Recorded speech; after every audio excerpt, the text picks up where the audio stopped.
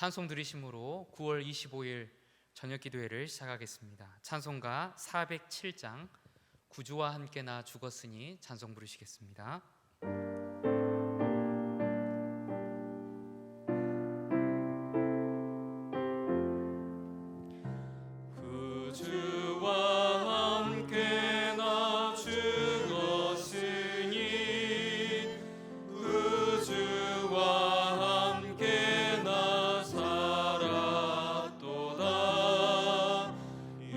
영광의 그날에 이르도록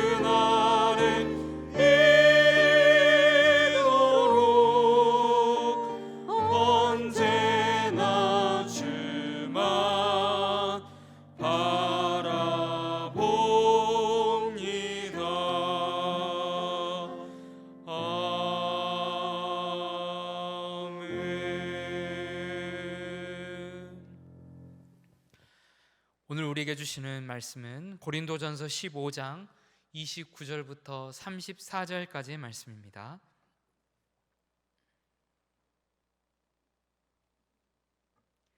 제가 말씀을 봉독하겠습니다. 만일 죽은 자들이 도무지 다시 살아나지 못하면 죽은 자들을 위하여 세례를 받는 자들이 무엇을 하겠느냐? 어찌하여 그들을 위하여 세례를 받느냐? 또 어찌하여 우리가 언제나 위험을 무릅쓰리요? 형제들아, 내가 그리스도 예수 우리 주 안에서 가진 바 너희에 대한 나의 자랑을 두고 단언하노니 나는 날마다 죽노라. 내가 사람의 방법으로 에베소에서 맹수와 더불어 싸웠다면 내게 무슨 유익이 있으리요? 죽은 자가 다시 살아나지 못한다면 내일 죽을 터이니 먹고 마시자 하리라. 속지 말라. 악한 동무들은 선한 행실을 더럽히나니 깨어 의를 행하고 죄를 짓지 말라. 하나님을 알지 못하는 자가 있기로 내가 너희를 부끄럽게 하기 위하여 말하노라. 아멘. 지금 우리는 소위 부활장이라고 불리는 고린도전서 15장 말씀을 계속 살펴보고 있습니다. 바울은 죽은 자들의 부활을 확실히 믿으라고 권합니다. 그리고 이 부활의 믿음이 중요하다는 것을 몇 가지 논거를 들어 강조하고 있습니다. 오늘 우리가 함께 읽은 본문에서 첫 번째로 언급하는 것은 당시 고린도 교회에 있었던 독특한 세례 의식입니다. 그것은 바로 죽은 자를 위한 대리 세례입니다. 29절을 보면 죽은 자들을 위하여 세례를 받는 자라는 표현이 나옵니다. 여기서 죽은 자란 신자 중에 죽은 자를 말합니다. 불신자는 전혀 해당 사항이 없습니다. 다시 말해서 살았을 적에 주 예수 그리스도에 대한 신앙을 확실히 가지고 있었지만 어떤 불가피한 사정 때문에 세례는 못 받고 죽은 사람을 지칭하는 것입니다. 고린도 교회 성도들은 그런 사람들을 위해서 대리 세례를 행했습니다. 이런 세례가 어떤 방식으로 이루어졌는지 그 구체적인 내용은 알려진 바가 없습니다. 다만 그런 세례가 행해졌다는 사실만은 분명합니다. 이런 이야기를 들으면 요즘 성도들은 제일 먼저 어떤 신학적인 잣대를 들이대려고 할 것입니다. 이것이 과연 성경적으로 옳으냐 그르냐를 따져보고 싶은 마음이 들 것입니다. 사람은 본래 옳고 그름의 문제를 따지기 좋아하는 존재이기도 하거니와 최근의 시대적인 상황이 우리의 그런 경향성을 더욱 강화시켜주는 면도 있습니다. 오늘날 워낙 다양한 이단 사상이 활개를 치고 있고 또 성도들을 미혹하는 거짓 가르침들이 두루 퍼져 있다 보니 신학적인 시비를 가리는데 우리의 관심이 집중되는 것입니다. 하지만 지금 바울의 주된 관심은 이 독특한 세례의식, 즉 죽은 자를 위한 세례가 신학적으로 옳으냐 그르냐를 따지는 데 있지 않습니다. 여기서 바울이 중점적으로 이야기하려는 것은 여전히 부활이라는 주제입니다. 핵심 요지는 이것입니다. 사후세계를 부인하면서 죽은 자들에게 세례를 베푸는 것은 전혀 일관성이 없는 태도라는 것입니다. 만일 누군가가 죽은 자를 위하여 세례를 받는다면 그에게는 당연히 사후세계와 죽은 자의 부활에 대한 믿음이 있을 거라고 추측할 수 있습니다.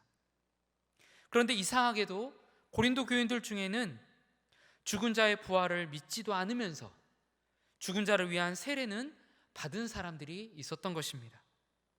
이것은 앞뒤가 안 맞는 것입니다. 일관성이 없는 태도입니다. 그래서 바울은 그들을 향해서 너희가 죽은 자의 부활을 믿지 않는다면 뭐하러 죽은 자를 위하여 세례를 받느냐고 일갈한 것입니다. 만약 그들이 죽은 자의 부활을 믿지 않는다면 죽은 자를 위하여 세례를 받을 필요도 없는 것이죠. 바울이 두 번째로 제시하는 논거는 30절에 나옵니다. 또 어찌하여 우리가 언제나 위험을 무릅쓰리요. 사도들이 위험을 무릅쓰고 담대하게 하나님의 사역을 감당할 수 있는 것은 부활의 소망이 있기 때문이라는 것입니다. 정말 그렇습니다. 만약 이 세상에서의 삶이 전부라면 신자들이 굳이 그렇게 고생을 자처할 이유가 없는 것입니다. 이 세상이 전부가 아니라는 것을 알기 때문에 기꺼이 고난당하는 자리로 가는 것입니다. 영원한 삶과 주께서 예비하신 영원한 기업이 있다는 것을 알기 때문에 위험을 무릅쓰면서라도 순종하는 것입니다. 그 영원한 삶에 비교하자면 이 세상에서의 삶이 한순간에 불과하다는 것을 알기 때문에 주의 나라를 위하여 헌신하는 것입니다. 앞서 19절에서 말씀한 것처럼 만일 부활이 없다면, 그래서 신자들이 바라는 것이 다만 이 세상에서의 삶뿐이라면 우리는 세상에서 가장 불쌍한 사람들일 것입니다. 하지만 부활은 실제이기에 우리는 세상에서 가장 복된 사람들입니다. 이 세상의 부귀와 명예, 모든 존귀하고 호사스러운 것들을 하나도 못 누린다 하여도 전혀 아쉬울 것이 없는 사람이 바로 우리 성도들인 것입니다. 그러나 천국과 부활을 믿지 못하는 사람들에게는 복음을 위하여 스스로 고난당하는 사람들이 참으로 어리석게 보일 것입니다. 가령 고국에서의 편안한 삶을 뒤로하고 황량하기 짝이 없는 선교지로 떠나는 사람들을 볼 때 그들은 겉으로는 축복해 줄지언정 마음속으로는 이해하지 못할 것입니다. 하나님의 뜻에 순종하기 위해서 기꺼이 손해를 감수하는 사람들을 볼 때 겉으로는 존경심을 내비칠지라도 속으로는 현실 감각이 없다며 혀를 찰 것입니다. 하지만 사실은 그와 정반대입니다.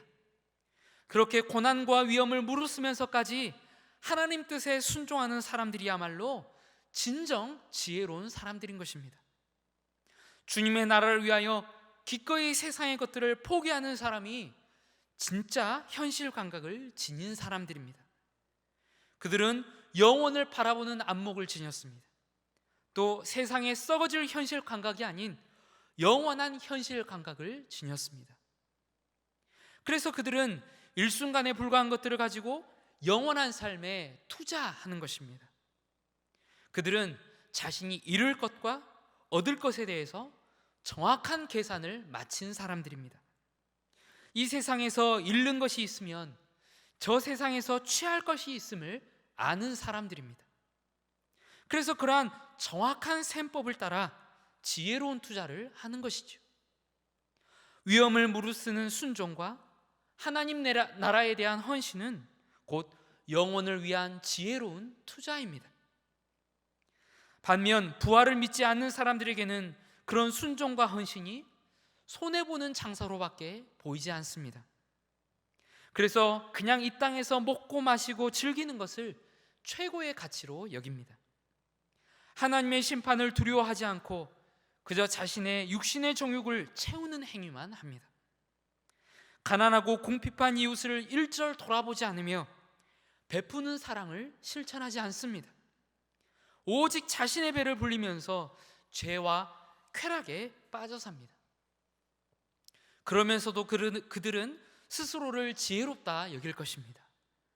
스스로 세상 이치와 물정에 박다고 자부할 것이고 본능에 충실하게 마음껏 즐기는 삶이 후회 없는 삶이라고 생각할 것입니다. 하지만 세상의 끝날이 이르면 그때서야 자신이 얼마나 어리석고 우매했던가를 깨달을 것이며 때늦은 후회와 탄식을 하게 될 것입니다. 사랑하는 성도 여러분, 여러분은 천국과 부활을 믿으십니까? 정말 확실히 믿으십니까? 사실 여러분은 이 질문에 굳이 대답하실 필요가 없습니다. 왜냐하면 벌써 여러분은 여러분의 삶의 행위로서 이 질문에 대답하고 계시기 때문입니다. 여러분의 삶이 곧 믿음의 증거입니다. 천국에 투자하는 삶이 있다면 여러분은 부활을 믿는 것입니다. 복음 전파를 위하여 세상의 것들을 기꺼이 포기하고 있다면 여러분은 부활을 믿는 것입니다. 위험과 손해를 감수하면서까지 하나님 뜻에 순종하고 있다면 여러분은 부활을 믿는 것입니다. 만약 이러한 삶이 없다면 이술의 고백과는 상관없이 여러분은 부활을 믿지 않는 것입니다. 믿음이란 본래 그런 것입니다. 믿음은 입으로 말하지 않고 행위로 말합니다. 믿음은 말로써 그 진정성이 입증되는 것이 아니라 행위로서 그 진정성이 입증됩니다. 사도가 34절에서 권면한 말씀 역시 이 부활의 믿음과 현재의 행위가 연결되어 있음을 보여주고 있습니다. 바울 사도는 깨어 의를 행하고 죄를 짓지 말라고 명합니다. 이것은 부활을 믿는 성도가 마땅히 보여야 할 행위로 언급되고 있는 것입니다. 깨어서 의를 행하고 죄를 짓지 않는 성도가 곧 부활을 믿는 성도입니다. 사랑하는 성도 여러분, 여러분은 천국과 부활을 믿으십니까? 그렇다면 깨어서 의를 행하는 순종으로서 그 믿음의 진정성을 입증해 보이시기 바랍니다. 천국에 투자하는 삶을 사시고 영혼을 위해 순간을 포기하는 삶을 사시고 위험과 손해를 무릅쓰고라도 순종하는 삶을 사시는 위대한 믿음의 사람들이 되시기를 주님의 이름으로 축복합니다. 들은 말씀을 기억하면서 3가지 기도 제목을 가지고 함께 기도하기를 원합니다. 첫째로, 부활의 믿음을 간직함으로써 깨어서 의를 행하고 죄를 짓지 않는 성도가 되게 하여 달라고 기도하시겠습니다. 두 번째로, 주님의 뜻이라면 기꺼이 위험을 무릅쓰며 순종하는 성도, 주님의 뜻이라면 당장은 손해인 것처럼 보여도 헌신하는 성도가 되게 해달라고 기도하십시다. 마지막으로, 위험과 위기 속에서도 하나님의 은혜를 기억하며 찬송과 감사로 살게 해달라고 기도하시기 바랍니다. 이 3가지 기도 제목으로 함께 기도하시겠습니다.